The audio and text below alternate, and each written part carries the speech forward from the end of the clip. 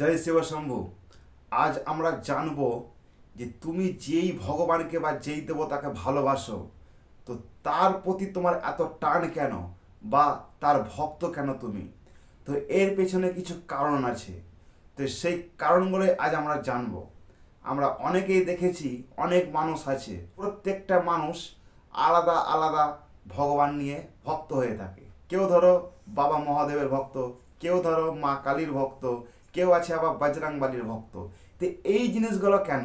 সবাই তো একটা ভগবান নিয়ে থাকতে পারে বা একটা ভগবানকে ভালোবাসতে পারে। তো এই জিনিসগুলোই আজ আমরা ক্লিয়ার করব।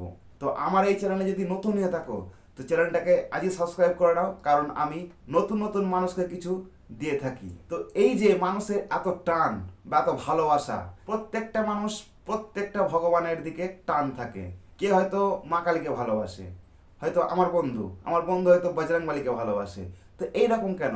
হ্যাঁ আছে, অনেকেই আছে, কেন নাই, যে আমি মা কালীকে ভালোবাসি, ও মা কালীকে ভালোবাসে, এরকম আছে। কিন্তু 100টা লোক যদি আমরা জোগাড় করি, সেই 100টা লোকের মধ্যে দেখা যাবে যে কেউ না কেউ আছে, হয়তো আমরা মা কালীকে ভালোবাসি, সে হয়তো বাবা ভোলানাথকে ভালোবাসে। তো এই জিনিসগুলো, এইগুলোই আমরা ক্লিয়ার করব। তো এই যে এই জিনিসটা সম্পর্ক থাকে জন্মের সঙ্গে। এটা সম্পর্ক থাকে একমাত্র জন্মের সঙ্গে। তুমি যেই দিনে জন্মেছো, সেই দিনে যেই দেবতার একটা ভর থাকবে, সেই দেবতাই তোমার প্রতি আকৃষ্ট থাকবে। সেই দিনটা সেই ভগবানের একটা দিন হয়ে থাকে। আর সেই জন্যে প্রত্যেকটা মানুষ আলাদা আলাদা ভগবান নিয়ে ভক্ত হয়ে থাকে। যেমন ধরো আমি ভিডিও শুরু করার আগে বলি জয় শিব শম্ভু, কারণ আমি তাহলে বাবার ভক্ত। এরকম অনেকেই আছে, কেউ হয়তো বলবে হরে কৃষ্ণ।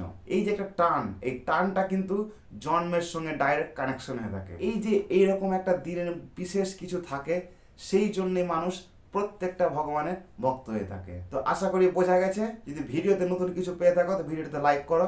দেখা হচ্ছে পরের ভিডিওতে। জয় শিব শম্ভু।